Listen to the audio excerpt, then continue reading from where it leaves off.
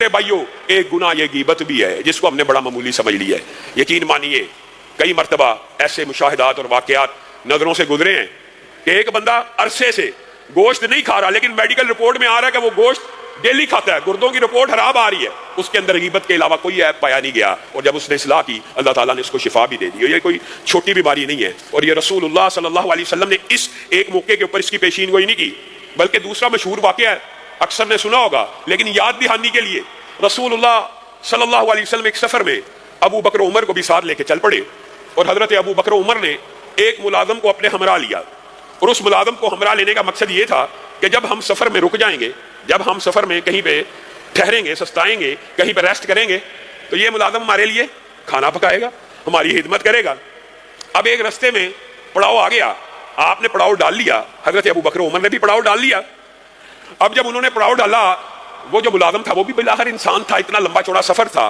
जैसे ही नबी करीम सल्लल्लाहु अलैहि वसल्लम लेट गए, काफिले वाले लेट गए, ये मुलाजम भी लेट गया, इसकी आंख लग गई। हजरत अबू बकर और उमर आपस में, कितनी जलीलुल कदर हस्ती हैं, शख्सियात हैं, आपस में एक दूसरे की तरफ आंखों में आंखें डाल ली और इशारा करने लगे। इसको हम, मुराद ये है, इशारे में कहने लगे, ये इसको जिसको हम खाना पकाने के लिए लाए थे, ये माशाल्लाह सो रहा है। जिसको हम अपनी खिदमत के लिए लाए थे वो तो रेस्ट कर रहा है, वो तो सो रहा है।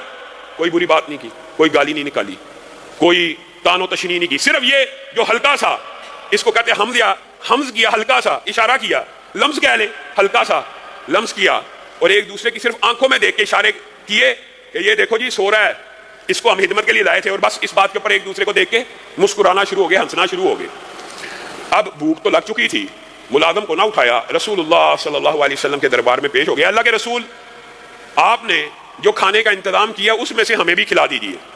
तो रसूलुल्लाह सल्लल्लाहु अलैहि वसल्लम ने बड़ी संजीदगी के साथ अपने इन दो अजीम और जलीलुल कदर सहाबा को देखा। ये अजीमुल मर्तबत सहाबा हैं, ये वो हैं जो एक वो है जो नबियों के बाद सबसे अफजल है, और दूसरा कौन है जो अबू बकर के बाद सबसे अफजल है। यानी धरती की पुष्ट के ऊपर तीन इंसान अजीमुशान एक जगह पे बैठे हैं, और वो जो कायनात का इमाम है अपने इन दो साथियों को देख के कहता है, अबू बकर उमर, तुम अपने हिस्से का खाना खाए हो। अल्लाह के रसूल, आप कहते हैं, आपकी बात को जुटलाया तो नहीं जा सकता, आपने कह दिया, लेकिन वल्लाह हमने अभी तक कुछ नहीं खाया। तुम अपने हिस्से का खाना खाए हो, हमने अभी तक कुछ नहीं खाया।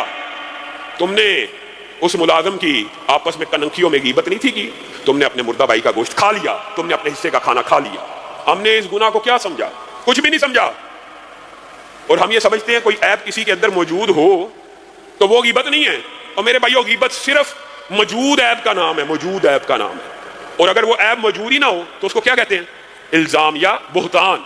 ऐप मौजूद हो और उसकी पीठ पीछे किया जाए, उसके मुंह पे उसकी सलाह न की जाए, और उसके पीठ पीछे उसके किसी दोस्त, उसके किसी अजीज, उसके किसी भी हवाले से रिश्तेदार अजीजों कारब को पकड़ के उसका वो ऐप बयान करना जो उसमें मौजूद है, मौजूद है, मौजूद है, वही गीबत है।